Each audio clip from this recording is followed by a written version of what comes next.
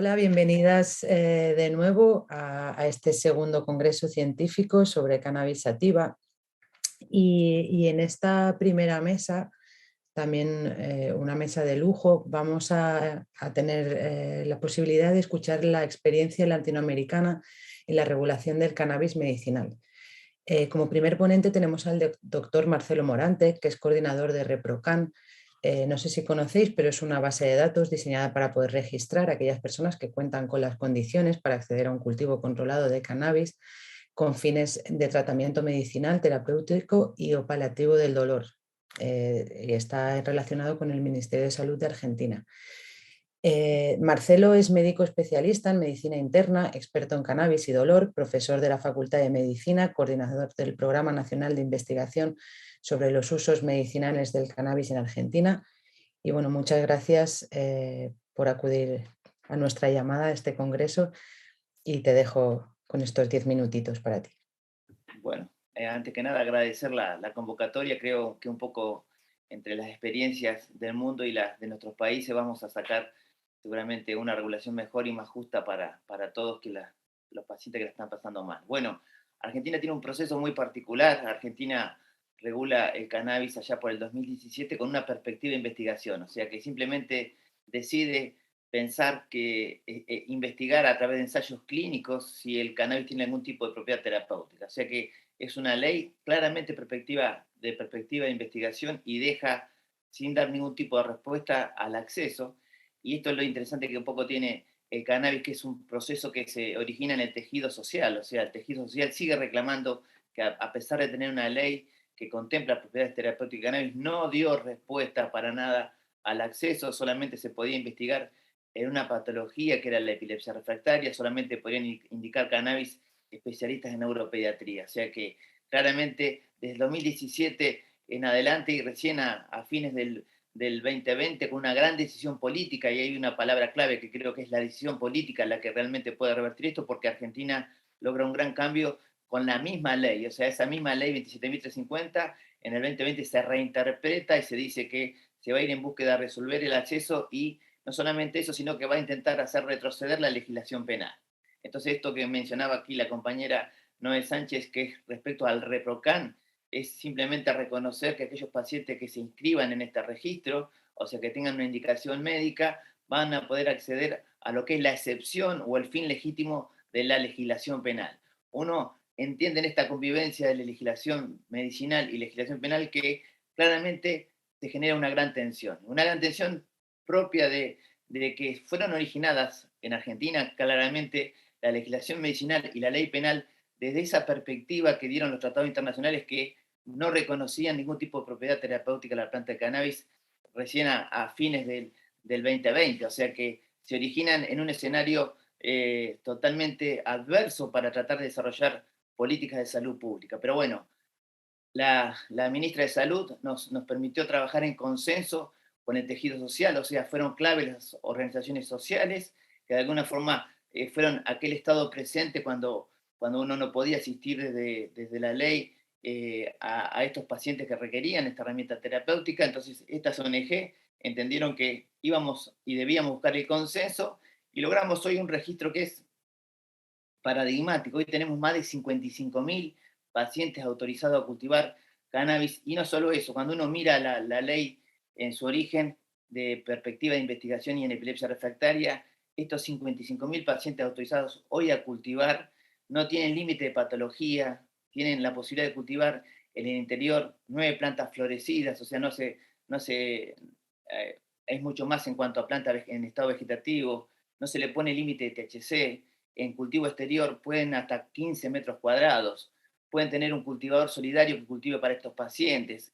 Hoy también aceptamos que las organizaciones sociales organizadas puedan tener asistencia de más de 150 pacientes. O sea que es un escenario mucho más amplio. O sea que creo que es uno de los claros ejemplos de ampliación de derecho por una misma ley. Esto un poco le podemos transmitir a los compañeros que hemos trabajado en esto, que básicamente la letra legislativa puede ser más clara o menos clara, pero la decisión política es lo que ha logrado torcer los procesos. Ahí yo tomaba mucho un mensaje de un compañero uruguayo que me decía: Marcelo, cambiar los listados internacionales es muy complejo, pero sí que nuestros países tengan una mirada mucho más flexible de los procesos, porque no puede ser que nuestros países hayan asumido lo que los tratados internacionales mencionaban allá por la década del 60 en forma tan estricta que han hecho que nosotros no le podamos asegurar el acceso a nuestros pacientes. O sea que Argentina logró tener 55.000 pacientes aprobados gracias simplemente a la mirada oportuna y decisión política de una ministra que decidió trabajar con el tejido social, decidió sí llamar a la sociedad científica, llamar al INTA, al INASE, al CONICET, o sea, todos los organismos de ciencia y técnica, los organismos que saben de semillas, que saben de cultivos, pero claramente trató de resolver como prioritario lo que pedía el tejido social, que era acceder a un producto seguro, y no solamente eso, sino no ir presos por plantar, o sea, que la legislación penal tuviera que retroceder. Hoy estamos en situaciones de capacitación al Ministerio Público, al Ministerio de Seguridad, un poco para entender esto. Muchas veces cuando me toca discutir con algún fiscal o con la Fuerza de Seguridad, ellos tienen que entender que estamos hablando hoy discutiendo una perspectiva de salud. Eso parece sencillo, pero parece ser que no logra ser tan sencillo cuando uno habla de cannabis o de esta planta que de alguna forma. Y tengo algo novedoso. Acaba de salir una resolución que nos permite que nuestra agencia regulatoria reconozca un segundo escenario, una nueva categoría de producto vegetal en base a cannabis. O sea que Argentina tenía un escenario de especialidad medicinal en nuestras farmacias, tenía un escenario de ReproCan con más de 55.000 pacientes autorizados, pero había un escenario donde, digamos, una gran distancia que había en los procesos que nosotros necesitamos controlar en calidad. Bueno, el ANMAT, que sería la agencia regulatoria de este tipo de procesos y productos, acaba de aceptar generar una nueva categoría de producto vegetal en base a cannabis que de alguna forma tenga simplemente el control en el proceso de calidad. Ya aquí no aparece el estudio clínico controlado, electrolizado como único requisito para reconocer las propiedades terapéuticas, para salir de la epilepsia refractaria y para entender que el dolor crónico, que la espasticidad, que el insomnio, que la ansiedad podrían ser parte de un proceso de asistencia terapéutica, sino que aquí entendemos que recorrida la evidencia, porque la evidencia de alguna forma, la evidencia de calidad metodológica se convirtió en una gran barrera de acceso a un producto seguro. Bueno, ANMAT nos ha permitido generar ese nuevo escenario de categoría y ojalá que aparezcan las buenas prácticas de cultivo, buenas prácticas de manufactura para también, o sea, no solamente ampliar el derecho y hacer retroceder la legislación penal, sino también que todo este proceso sea ajustado también de la calidad, porque la calidad del proceso también es necesario para nuestros pacientes, claramente están ellos en una situación de vulnerabilidad. O sea que parece ser que Argentina completó los casilleros, o sea, tiene el medicamento en la farmacia, tiene una nueva categoría y tiene el ReproCan como una clara ampliación de derecho de un paciente que decide desarrollar su herramienta terapéutica y más aún se organiza como organización no gubernamental para de alguna forma darle todo el condimento de valores, capacitación y darle también valor a lo que es el tejido social y el aprendizaje que hubo sobre la cultura canábica en estos escenarios. Otro hito que hubo en Argentina es que se blanqueó una semilla. O sea, hace pocos días se presentó en la provincia de La Rioja la inscripción de la primera variedad argentina porque llamaba la atención que ReproCan permitía el cultivo a estos pacientes, pero de alguna forma no daba origen a la variedad, al germoplasma que daba origen a esta planta. O sea que el paciente tenía que meterse en un circuito o, digamos, ilegal o importar una semilla extranjera de un banco calificado. O sea que Argentina empieza de alguna forma a recorrer los caminos, ya te digo, lógicos del circuito legal. Todo esto me parece que se lo estamos robando al mercado no regulado, al mercado especulativo, y realmente nuestros pacientes no pueden, su situación de salud no lo permite. Entonces, el Ministerio de Salud, que acá es la autoridad de aplicación de la ley 27.150, ha tomado esa forma comprometida con el proceso y me parece que de alguna forma ha articulado el consenso de lo que la sociedad necesitaba como prioritario, que era hacer retroceder la legislación penal, mejorar el acceso, ahora le estamos aportando calidad y ahora quizás le estemos aportando con esto de la semilla o la variedad nacional, el escenario lógico a lo que es una planta, a lo que es un fito preparado. Y no debo dejar de decir que hay más de 24 proyectos de cultivo autorizados por este ministerio, o sea que seguramente la ley integral, la ley que viene, la ley que contempla no solamente el uso medicinal, sino que el uso industrial, va a recoger del trabajo hecho en el Ministerio de Salud un proceso mucho más amplio, un proceso legitimado en nuestra sociedad con todos los condimentos, pero para mí el más importante, que fue haber regulado de caras a lo que la sociedad estaba necesitando. Muchísimas gracias. Muchísimas gracias, Marcelo. Muy interesante la aportación desde Argentina. Eh, el hecho de dar la posibilidad a esas personas usuarias de autocultivarse y dar esa mirada mucho más flexible de todos los procesos legislativos. Porque como bien dices, el ajustarse a la norma internacional a veces encasilla mucho la libertad de los países. Muchísimas gracias, Marcelo. Bueno, y a continuación tenemos a Ana María Gazmuri, también un placer tenerla. Ella es diputada en Chile y es fundadora y directora ejecutiva de la Fundación Daya.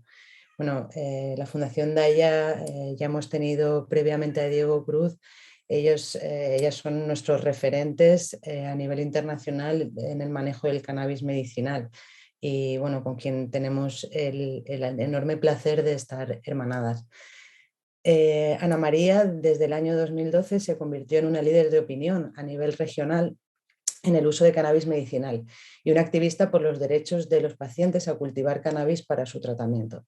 Ello, junto a su experiencia directa en la orientación a usuarios de cannabis medicinal, la llevaron a crear la Fundación Daya a principios de 2014, impulsando la investigación científica y la transformación social, derribando mitos y acercando esta alternativa terapéutica a la población. Es defensora de los derechos humanos y política independiente, diputada por el 12º Distrito de la Región Metropolitana de Santiago, periodo 2022-2026.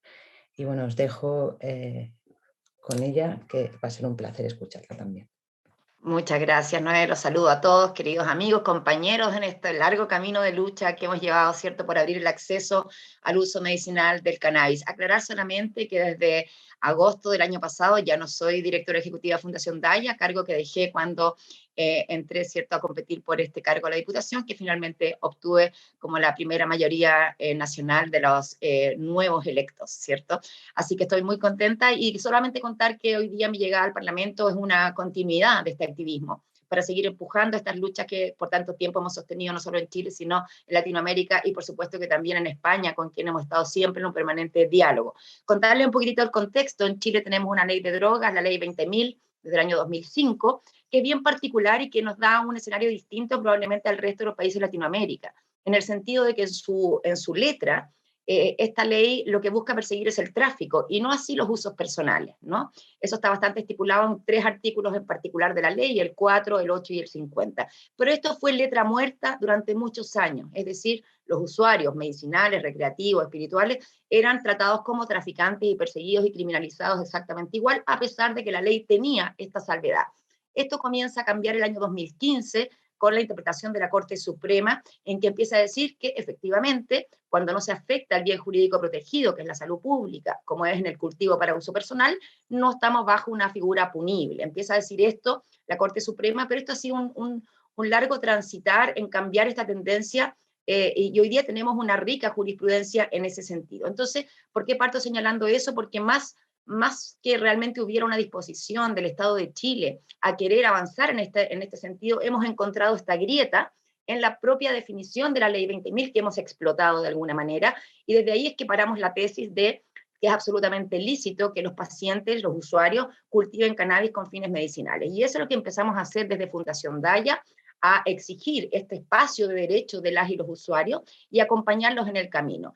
Entonces, entendiendo que la ley nos daba esta facultad, con Fundación Daya lo que hicimos fue crear el primer centro médico canábico de Latinoamérica, y a pesar de que no teníamos ninguna disponibilidad de producto más allá que lo que pudieran cultivar los propios pacientes, acompañarlos en ese proceso. Entonces, por primera vez empezamos a tener pacientes que tenían sus prescripciones médicas que indicaban el autocultivo. Esto no ha sido fácil, esto fue ir ganando caso a caso en tribunales. Y hoy día seguimos en esa situación con ese ámbito en particular. Hoy día es masivo el cultivo personal de cannabis, tanto para uso medicinal como para uso personal. Chile es el tercer consumidor de cannabis del mundo, por lo tanto es una práctica social que está incorporada en nuestras comunidades, eso hay que entenderlo, y una práctica social que ha venido a dar cuenta de los problemas de salud, tanto salud física como salud mental, ¿cierto?, de la sociedad chilena, que, como ustedes bien sabrán, tienen un sistema de salud totalmente mercantilizado que ha dañado gravemente la sólida salud pública que teníamos antiguamente en Chile. En este escenario, esta alternativa terapéutica se vuelve muy importante.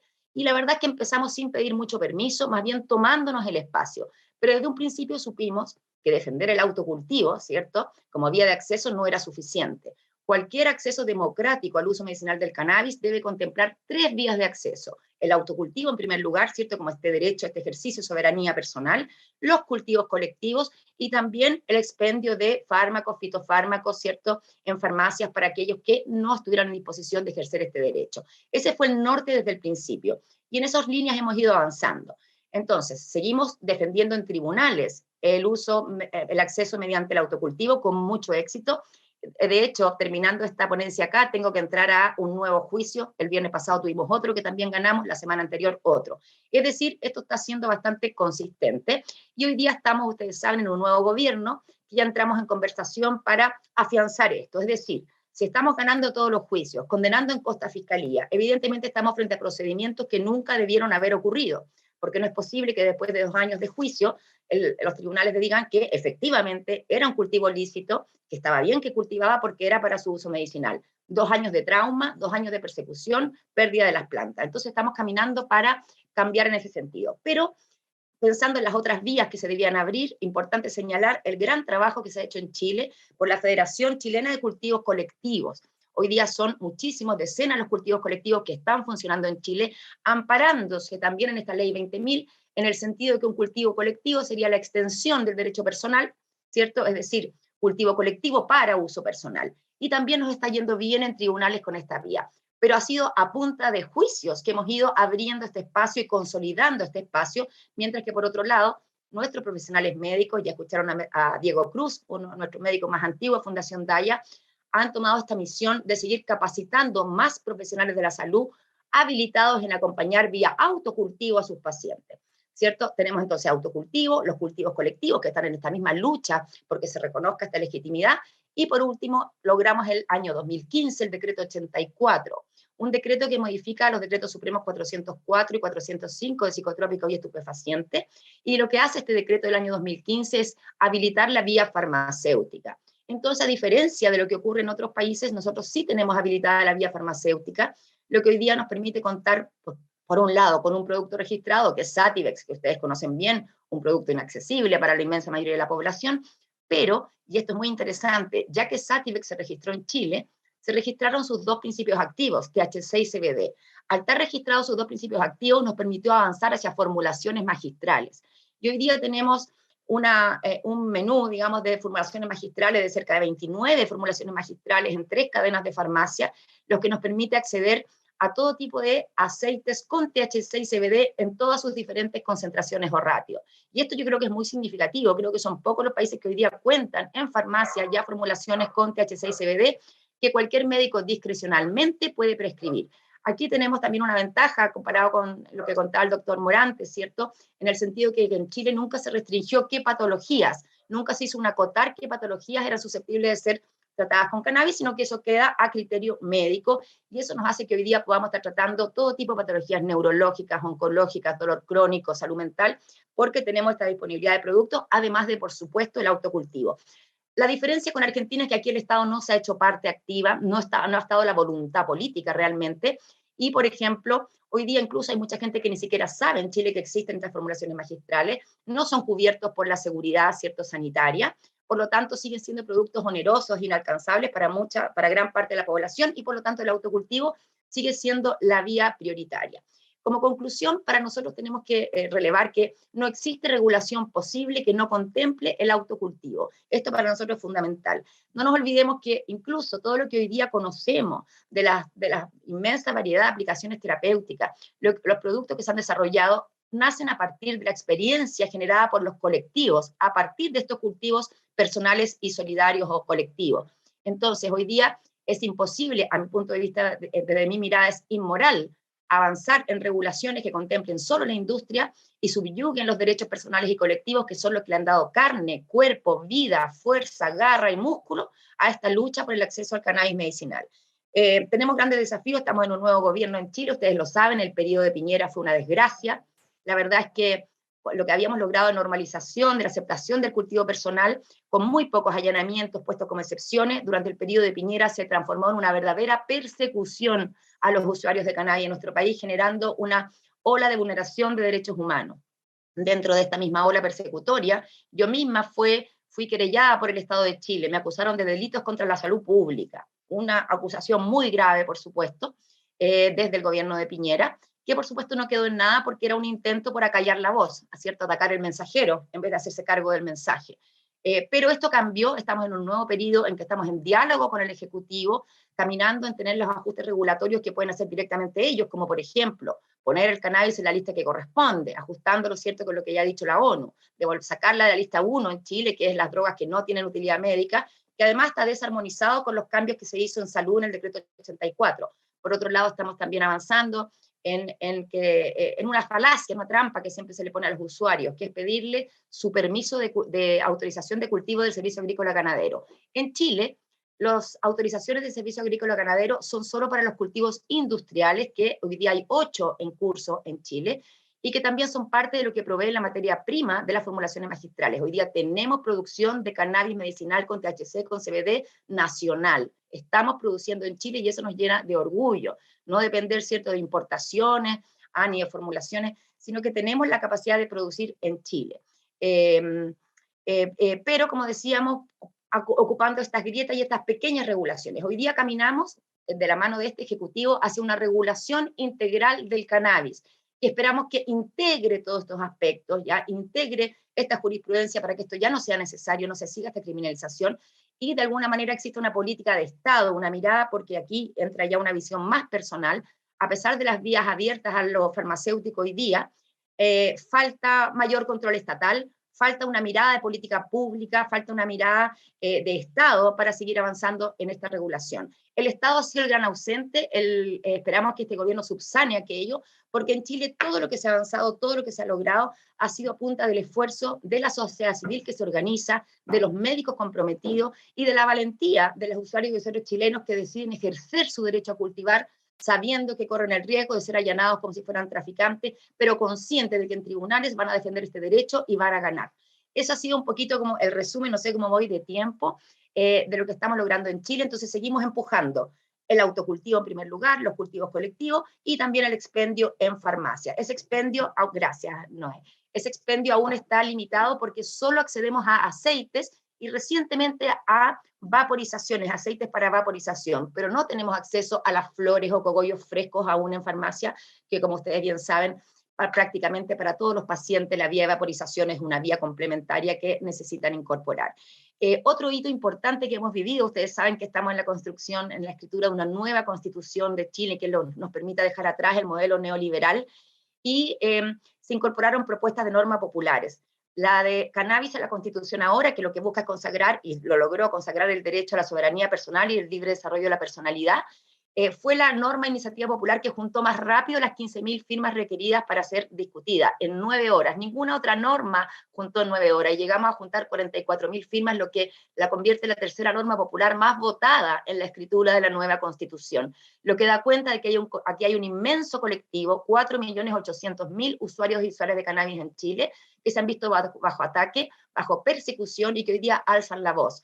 En este periodo estamos seguros que avanzaremos y lograremos consagrar todos los derechos de las y los usuarios de cannabis para que nunca más en Chile se vulnere, se persiga a los más débiles, a los más desposeídos, a los que sufren, a los que están enfermos, a las mujeres que cultivan, a las madres que cuidan, porque son ellos los que han sido la carne de cañón de políticas prohibicionistas que solo atentan contra nuestros derechos humanos y, por supuesto, solamente aumentan la crisis del grave control del narcotráfico, situación que hoy día en Chile es de primer impacto. Tenemos los territorios chilenos asolados, controlados por las redes de narcotráfico, justamente por esta énfasis persecutorio en que, a pesar de aquello, el 80% de las detenciones siguen siendo usuarios y no a traficantes.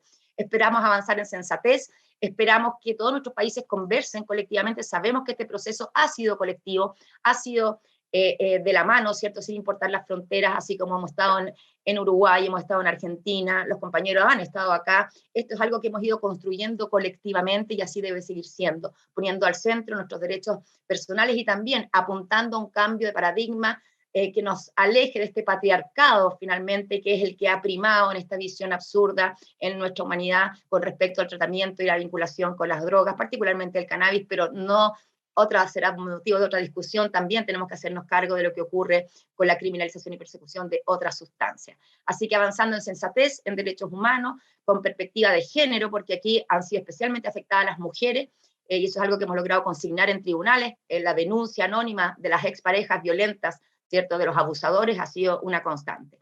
Así que muchas gracias por el espacio, feliz de poder seguir conversando juntos para avanzar y que pronto toda esta absurda prohibición sea un mal recuerdo que dejemos atrás como humanidad. Muchas gracias. Muchísimas gracias, Ana María. Disculpa, no te había dicho el tiempo, estaba ensimismada escuchándote. Un placer como siempre. Nos das mucha fuerza el decir que esta presión y este trabajo de la sociedad civil es lo que ha llevado a la situación a la que tenéis tan favorable ahora en Chile, la verdad. Y también me encanta escuchar que la aplicación de la perspectiva de género en estas nuevas regulaciones y legislaciones, cosa que es muy importante, que ya sabemos que en estos casos las mujeres siempre salimos perdiendo. Muchísimas gracias de nuevo. Y bueno, tenemos ahora a continuación a Milton Romaní, es exsecretario general de la Junta Nacional de Drogas de Uruguay, licenciado en Psicología, docente, embajador, es secretario general de la Junta Nacional de Drogas, presidencia es representante permanente ante la OEA. Y a continuación, Milton, si lo tenemos por ahí.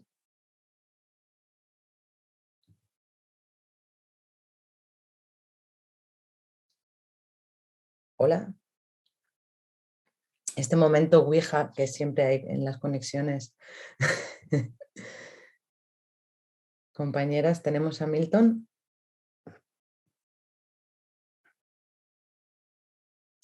Está recién ahí. Sí, estaba recién conectado, seguramente se ha desconectado y se está conectando de nuevo. Si queréis, podemos, no sé si tenemos a Alexander conectado, podemos dar paso a Alexander y luego retomamos con Milton. Pues si no te importa, Alexander. Y claro que sí, perfecto. Te presento entonces. Alexander es concejal de Manizales, Colombia, ingeniero de sistemas de la Universidad de Manizales, especializado en educación, cultura y política de la Universidad Nacional. Un placer tenerte, Alexander. Bueno, muchas gracias por la invitación. Siempre será un placer hablar de estos temas que pretenden precisamente generar una civilidad, una civilización en nuestra sociedad. Bueno, yo voy a compartirles algunas reflexiones, sobre todo desde una perspectiva, desde una mirada cultural, que me parece importante, sobre todo en un país como Colombia, que ha sido tan golpeado históricamente por el narcotráfico, que incluso sigue siendo asociado al narcotráfico, sigue siendo asociado a esa historia de dolor, de sangre que vivimos en los años 80, no propiamente por la marihuana, más por la cocaína, pero culturalmente quedó un sinsabor en nuestro país, en nuestra historia, por el uso que se le daban a las drogas, por el narcotráfico, y hoy en día incluso lo seguimos viendo en nuestros territorios, en nuestras ciudades, por el microtráfico. Una problemática que no debería existir en una sociedad civilizada como la que pretendemos perseguir, como la que han perseguido en Europa desde hace muchos años y, por supuesto, en Latinoamérica, con muy buenos pasos, con muy buenos referentes. Venimos persiguiendo ese sueño que es ser una sociedad civilizada. Uruguay tal vez es un ejemplo, es un laboratorio, un pequeño laboratorio en Latinoamérica donde se han explorado otro tipo de soluciones a los mismos problemas que históricamente hemos tenido, que desde cuando Nixon le declaró el problema a las drogas, le declaró la guerra a las drogas, lo único que hemos hecho es fracasar en cualquier solución, en cualquier salida que desde el punto de vista restrictivo se ha venido planteando en nuestro territorio colombiano, en el contexto latinoamericano y por supuesto en Estados Unidos, que son los grandes consumidores de marihuana, de cocaína, entre otras sustancias. El cambio en Colombia, yo he creído que se ha venido dando más por el esfuerzo, el empoderamiento de la sociedad civil organizada, la presión misma de la ciudadanía, se ha venido dando precisamente por el cansancio de seguir abordando un problema como el de las drogas sin encontrar ninguna solución y por el contrario encontrando mucha sangre, mucho dolor, mucha persecución, personas que históricamente han vivido el mundo de las drogas. Estoy hablando de cultivadores, de zonas como Toribío, Cauca, que es un departamento muy golpeado por la pobreza, por la guerrilla, por la violencia, personas que no saben hacer otra cosa sino explotar su tierra en el buen sentido de la palabra, cultivarla, sembrarla, vivir de ella, y la única opción que han tenido es vivir o de la marihuana o la hoja de coca. Estas personas han empezado a ser de alguna forma el centro de atención también en la discusión de las drogas en Colombia, porque ya hemos empezado a verlos no como victimarios, sino como víctimas de una problemática que es un flagelo definitivamente en Colombia. Y en algunas ocasiones, incluso en algunas conferencias, yo me he atrevido a explicar por qué ese cambio cultural que nos tiene hoy en día en Colombia, con ya una regulación en torno al cannabis medicinal, una regulación que se dio precisamente en el gobierno de Santos con su ministro de Salud, Alejandro Gaviria, que hoy estaba como candidato presidencial, no pudo pasar, pero estuvo como candidato presidencial y él decidió ver la solución al problema de las drogas de una manera diferente. Y hemos llegado a eso porque se ha trasegado mucho en nuestro país, porque hemos venido aprendiendo de otros contextos sociales, culturales, territoriales, pero sobre todo, incluso yo lo digo a manera de charla, a manera de jocosidad, hemos venido aprendiendo incluso de los narcotraficantes. Mira que los narcotraficantes, hay tres cosas que hacen muy bien. Ellos, los narcotraficantes, hacen una cosa muy bien que nosotros no hacíamos bien. Me refiero a la sociedad civil organizada, a las organizaciones de base, a las organizaciones sociales, a las organizaciones culturales, comunitarias.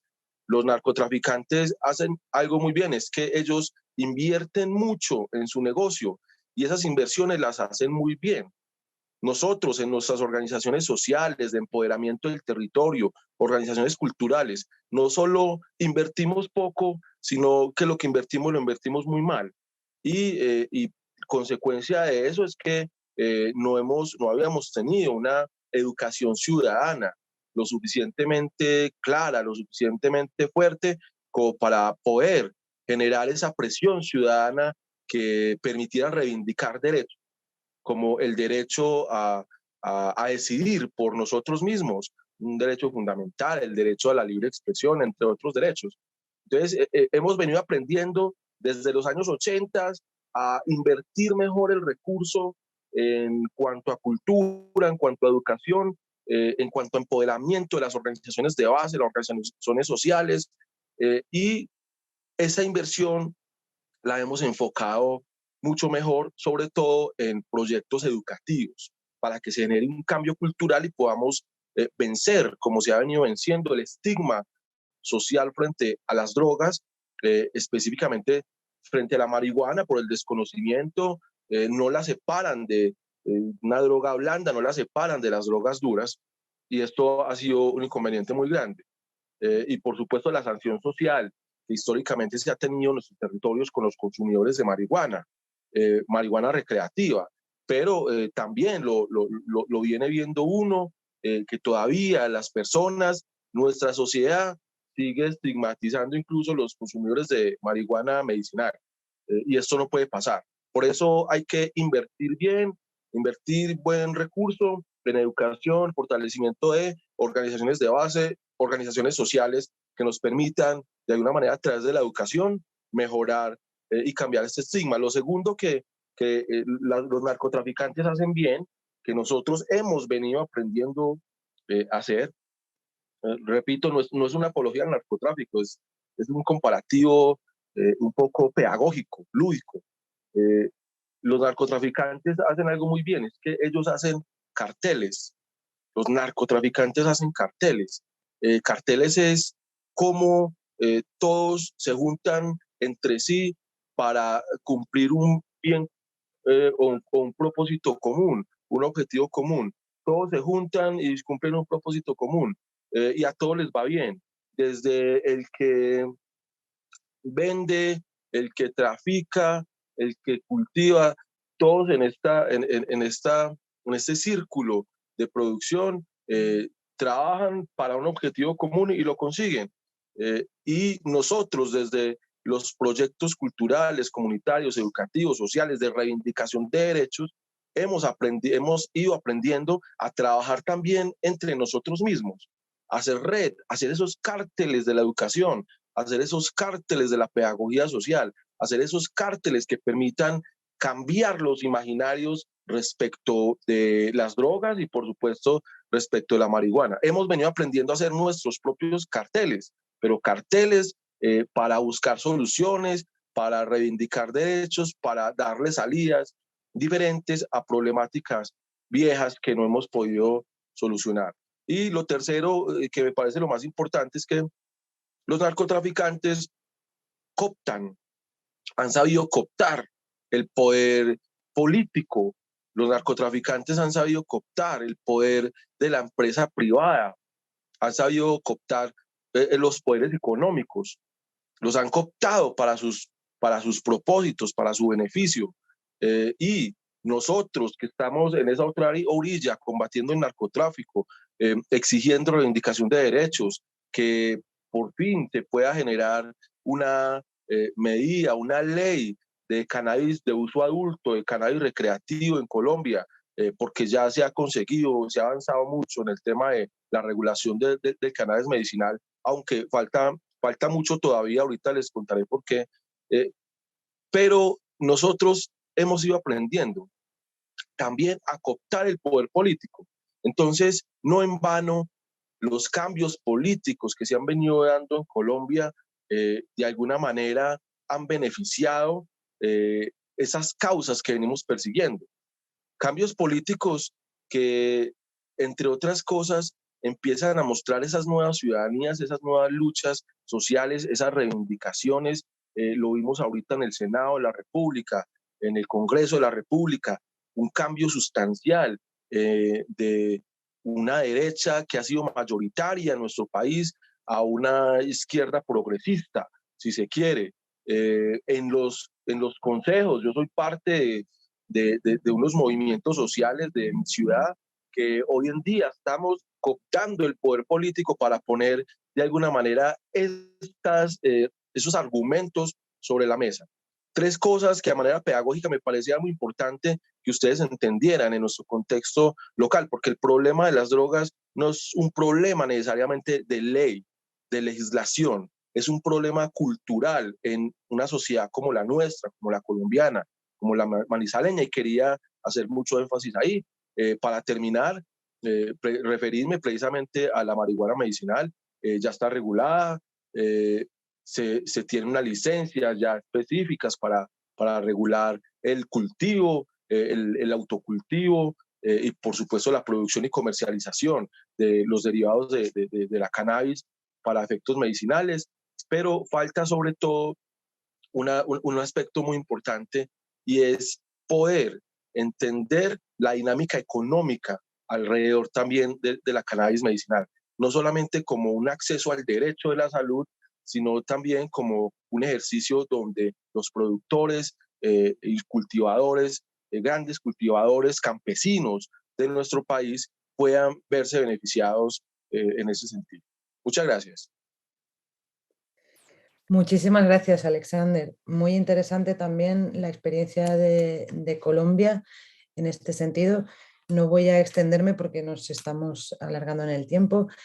Vuelvo a dar paso a Milton Romaní. Te vuelvo a presentar, secretario general de la Junta Nacional de Drogas de Uruguay, licenciado en Psicología, docente, embajador, exsecretario general de la Junta Nacional de Drogas, presidencia ex representante permanente de la OEA. Muchas gracias, Milton. Bueno, muchas gracias a ustedes por esta oportunidad de compartir con tan distinguidos compañeros y compañeras y por tener el placer de contribuir a este debate que sigue abierto, y si esto es una aportación a la subcomisión del Congreso de los Diputados, me alegra mucho porque este es un debate que hay que sostener abierto, sin tabúes, inclusivo, con aportes de evidencia científica y de prácticas sociales. El aporte que yo voy a hacer no va a ser desde el punto de vista del uso medicinal científico que hay en Uruguay, sino desde la óptica política, y sobre la base de una historia de cooperación con España, con sus comunidades, desde la época que yo fui secretario general de la Junta Nacional de Drogas, con excelente nivel de cooperación con Carmen Moya, Nuria Espí, Francisco de Asís Balbí, con distinguidos amigos como mi amiga Constanza Sánchez, Oriol Casals de ICERS, con organizaciones sociales. Fuimos fundadores con España del programa de cooperación Copolar, con la inolvidable amiga Teresa Salvador, y cuyo director actual, Javier Sagredo. Copolar es un programa de cooperación de la Unión Europea con la América Latina, y tengo que hacer un reconocimiento especial, me siento en la obligación de saludar a Martín Barriuso, injustamente preso hace unos años, porque él con Oscar Paré en el año 2007 nos alumbraron, nos informaron y nos orientaron en eso que eran las clubes de membresía y que ahora están incorporados a la legislación uruguaya. Hecho estos reconocimientos que para mí son muy importantes, vaya un saludo también a La Rioda, a Dianova. Es decir, Uruguay, desde sus políticas públicas en drogas, que aprovecho a decir algo que yo creo que para los decisores políticos son importantes. Uruguay tiene en estos momentos 20 años de continuidad en políticas públicas de drogas. Desde el gobierno colorado de Jorge Valle, pasando por los 15 años del Frente Amplio, y por el actual secretario general que mantiene la ley de regulación del cannabis, hay ciertos principios que tienen continuidad. Y tienen continuidad porque son principios generales que están basados en concepciones de largo aliento. Me permito hacer esa referencia porque actualmente es un gobierno de una coalición de derecha que, sin embargo, no ha tocado los avances que realizamos en los gobiernos frentapristas acerca de la regulación del cannabis. Para ilustrar un poco en qué consiste este debate, recién el amigo Alexander hablaba de los problemas culturales.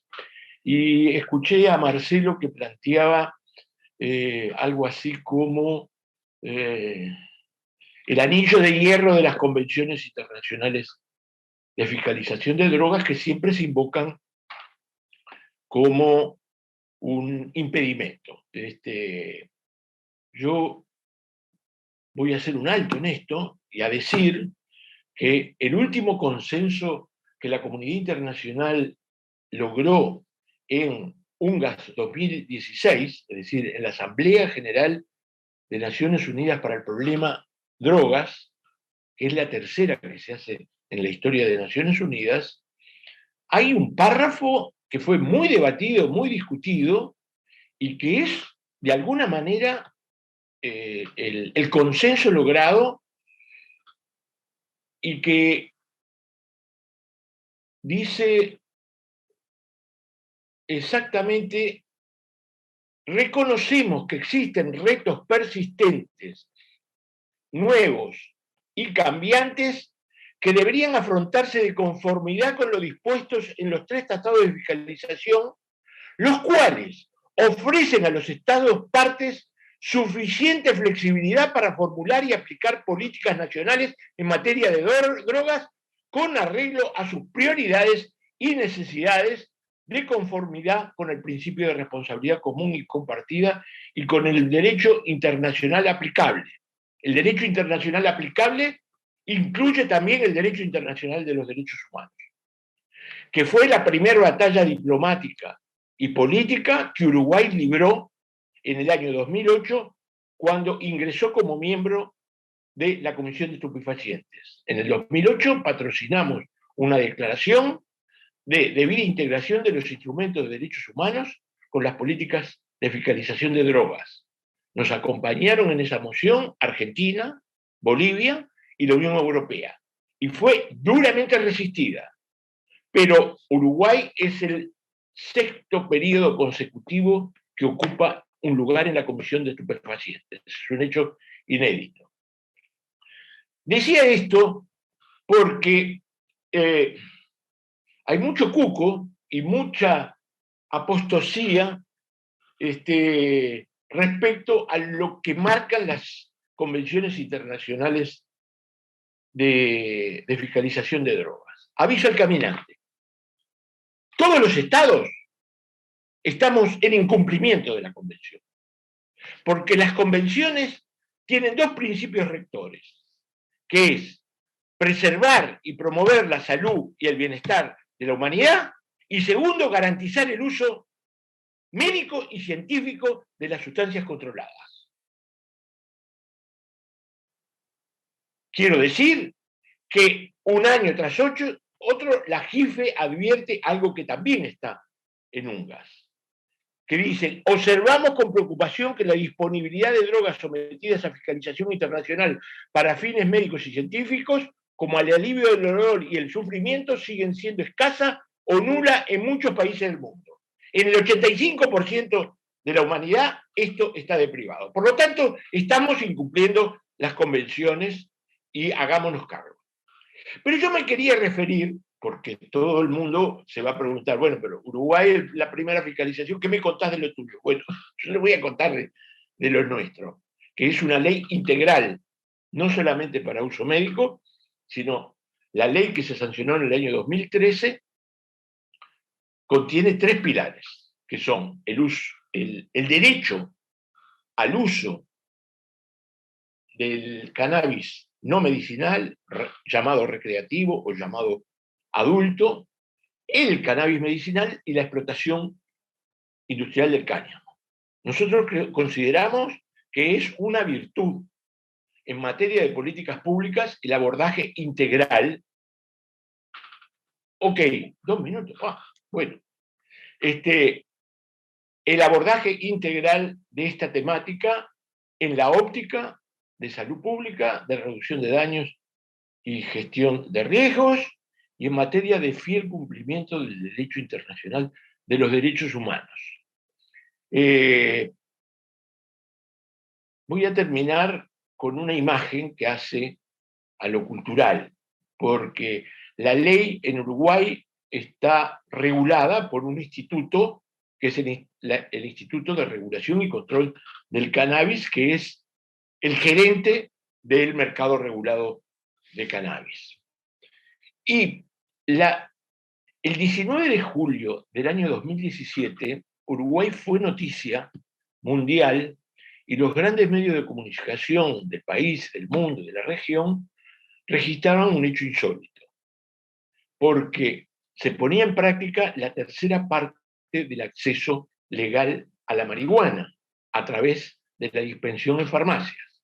Nosotros tenemos 3 accesos del cannabis de uso adulto por autocultivo hasta 6 plantas, por clubes de membresía con socios de 15 a 45 y una producción de 490, y los adquirentes en farmacias.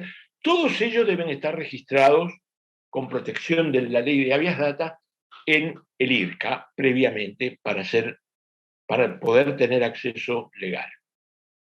El 19 de julio había largas colas en las farmacias y, además de ser la noticia del primer jurisdicción nacional, caía un tabú, porque el tabú y el estigma son los que impiden una libre discusión y debate.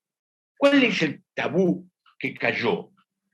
Que lejos de que las imágenes registraran, como habían anunciado algunos, una larga cola de jóvenes tipo zombie o rastafaris o gente desmelenada, había un baño de realidad con lo que ocurre en el Uruguay y en todas partes del mundo. Había una señora adulta, jubilada, que fumaba porros porque había aprendido de su nieto y le había encontrado una utilidad para calmar sus nervios. Habían ingenieros electrónicos, obreros de la construcción, señores, vamos a decirlo en el lenguaje como uno. Y ese baño de realidad, yo invito a los legisladores que van a analizar esta cosa, ese baño de realidad es un avance cultural y una protección de derechos, porque los hombres y mujeres de este planeta consumimos una cantidad de cosas. Ahora descubrimos, desde los estudios de Rafael Mechoulen, que descubierto el velo del prohibicionismo, el cannabis tiene usos medicinales. Por lo tanto, convoco a sincerarse y a darnos un baño de realidad y a proteger el derecho humano de las personas usuarias de cannabis. Gracias. Muchísimas gracias, Milton. Un placer escucharte y muy interesante lo que nombras de ese baño de realidad para dejar caer un poco los velos que tiene la gente sobre las personas usuarias. No me voy a extender, porque comentaría muchísimas cosas de las 2 últimas ponencias que me han encantado, y doy paso ahora a Pedro Wong, que es asesor del gobierno para la relación de Ley Cannabis Medicinal de Perú. Él se formó en la Universidad Peruana Cayetano Heredia de Perú, en la Facultad de Ciencias y Filosofía, en la Escuela de Farmacia y Bioquímica. Tiene un título de químico farmacéutico por la Universidad Antonio Ruiz de Montoya, Perú. Él, posee la cátedra de la UNESCO de Educación Científica para América Latina y el Caribe, capacitación y elaboración de materiales de enseñanza experimental de las ciencias, y pertenece a la Escuela de Posgrado de la Universidad Peruana de Ciencias de Perú. Diplomado en Marketing Farmacéutico, y también ha realizado un taller internacional de uso y aplicación del cannabis medicinal. Y bueno, sin más dilación, doy paso a Pedro. Un placer tenerte con nosotras. Hola Noé, hola a todos, espero que estén muy bien. Quiero hacer una brevísima presentación, creo que sí lo voy a lograr. Gracias por la invitación, voy a dar unos pincelazos muy sencillos sobre qué es lo que pasó en Perú, y yo creo que es muy similar a lo que he venido escuchando que ha pasado en Latinoamérica, ¿no? Sobrevivimos así como una especie de electrocardiograma fallido desde el 61 hasta diciembre de 2020, donde recién se reclasifica por lo menos en la categoría 4 cannabis. Y así como he escuchado que ha pasado en Chile, en Argentina, Perú aceptó o acogió esta irradiación de la lucha contra las drogas en el año 78, donde lamentablemente Perú tenía una situación un poquito más militarizada, y miren ustedes, la acción moralizadora del Estado fue, digamos, tal cual se recoge del prólogo de la Convención Única de Estupefacientes. Incluso se llegó a tratar de prohibir la masticación de hoja de coca, algo ancestral. ¿Cómo esta regulación para el tráfico afecta en general hoy al cannabis y a los pacientes?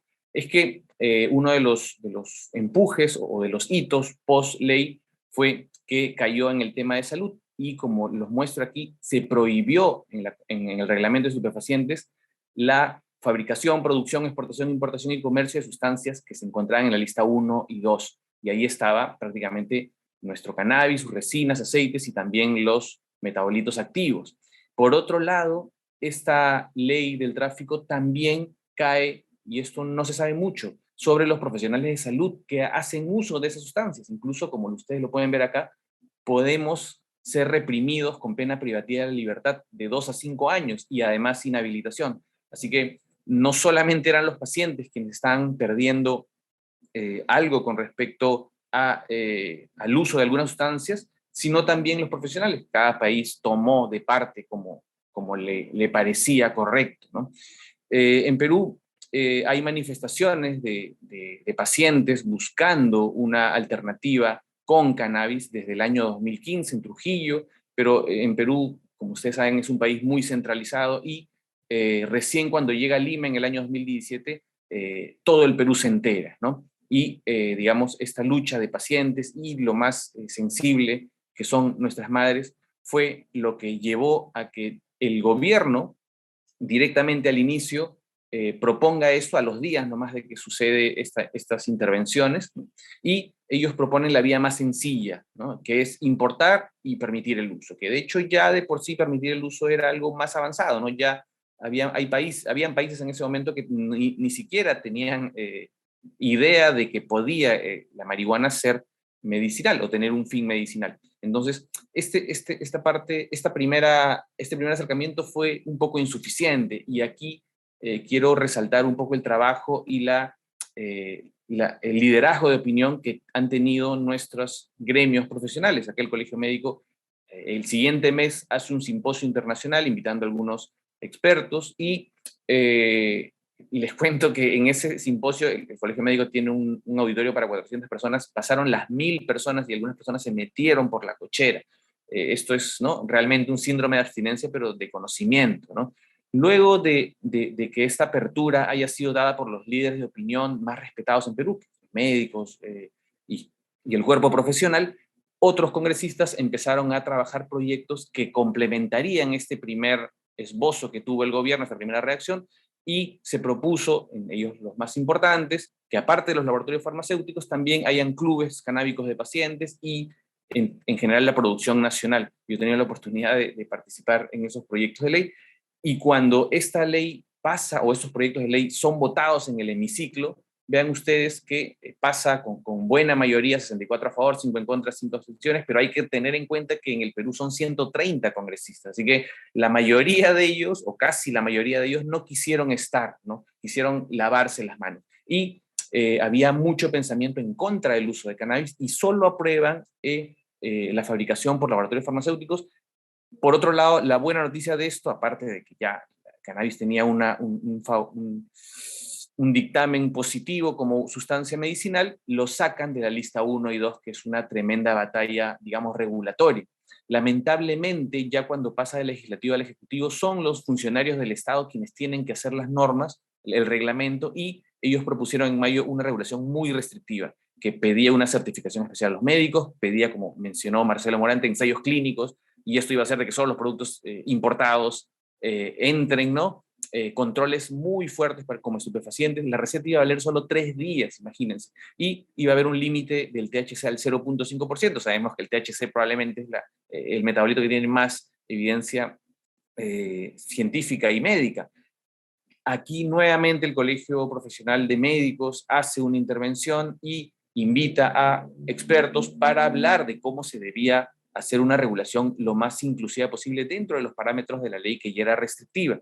Y luego de un arduo trabajo académico, donde ahí tuvimos la oportunidad de presentar algunos aportes, logramos esta reglamentación en febrero del año 2019, donde el médico tenía libre ejercicio, no necesitamos ensayos clínicos previos porque incluíamos además la categoría de producto natural de uso en salud, que es muy bueno porque podríamos hacer producción nacional y productos mucho más baratos. También logramos tener preparados magistrales.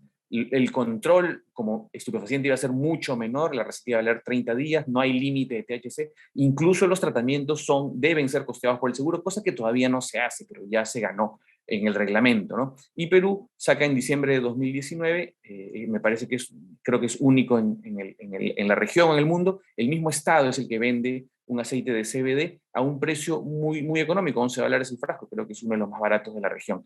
Y es un hito interesante. Lamentablemente, pese a que ya hay una reglamentación más o menos interesante dentro del marco de la ley, sabíamos que los pacientes todavía no seguían accediendo a cannabis. Hicimos una encuesta con algunas organizaciones y logramos saber de que en verdad muchos pacientes, y además durante pandemia, no podían tener acceso a su medicación. Entonces, dentro de esta encuesta salió que los mismos pacientes requerían o ellos proponían que se mejorara la ley y se incluyera, como se propuso en los proyectos de ley, el cultivo asociativo. Y esto fue lo que trabajamos, lo propusimos, visitamos literalmente a todos los partidos políticos en el Perú y logramos que algunos congresistas tomen esta idea, pero pues ellos igual le pusieron sus candados, ¿no? Nosotros habíamos propuesto cultivo personal y asociativo, pero pues solo lograron el cultivo asociativo salir, y esos son los proyectos que les muestro. Finalmente, esto sí fue una batalla cultural. En julio del año 2021, ante este nuevo proyecto que traía muchos miedos a algunas personas muy conservadoras, logró pasar con 100 votos a favor, 0 en contra, una goleada histórica.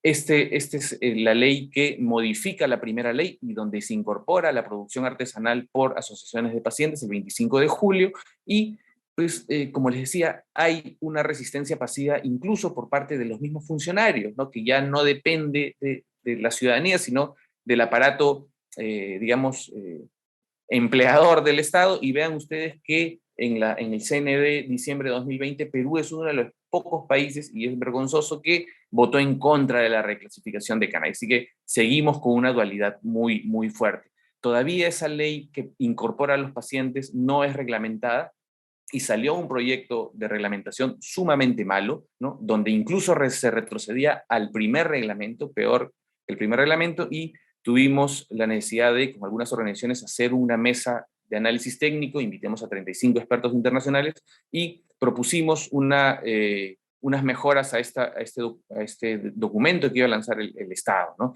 Y todavía seguimos en esa espera. Durante esa espera, nosotros hemos venido trabajando, evaluando qué pasó con la seguridad, que es una gran duda que tenemos muchos, ¿no? ¿Qué pasa con la seguridad? Y es una tremenda cuestión que hacen algunas personas que están en contra del cannabis. Y como ustedes lo pueden ver ahí, pedimos a DIGEMIT, que es nuestra autoridad de medicamentos, que nos diga si han habido reacciones adversas importantes o por lo menos hubieron de cannabis, ya que se vendía, el mismo Estado lo vendía desde el año 2019, diciembre. Y como acá me responden, no hay reportes de reacciones adversas de cannabis y derivados, porque obviamente esto estaban vendiendo solo CBD, ¿no? Y sabemos pues que el cannabis tiene una gran seguridad y eso nos alienta a seguir emitiendo estudios o por lo menos haciendo observaciones al respecto, ¿no? Hay una brecha enorme entre ley y reglamento y eso es algo que queremos compartirles, ¿no? Y no incluso ley y reglamento, incluso cuando ya está reglamentado, para que del reglamento se llegue a aplicar, hay barreras burocráticas, entre comillas, ¿no? Científicas, legales, políticas, regulatorias, y por qué no decir, como lo mencionó la ley del tráfico, algunas que son morales, ¿no? Perú tiene hoy más de 24.000 pacientes registrados, hay 50 establecimientos, hay 2 producciones, lugares que tienen producción, permiso para producir, 23 registros sanitarios aprobados. Sin embargo, pese al avance que se podría notar, más del 50% de pacientes no llegan a tener sus productos de manera legal, ¿no? Entonces, esa experiencia yo les quería comentar brevemente desde Perú, y creo que espacios como este no solamente van a hacer de que España pueda tener una buena perspectiva, sino nosotros mismos como latinoamericanos vamos a tener una buena perspectiva de lo que está sucediendo a nuestros alrededores con miras de poder mejorar la situación. Gracias. Muchísimas gracias, Pedro. Ha sido, bueno, esta mesa ha sido espectacular. Conocer toda la experiencia de nuestros hermanos y nuestras hermanas y aprender todas para mejorar bueno, aquí tenemos que aprender de vosotras, básicamente, y implementar estas mejoras.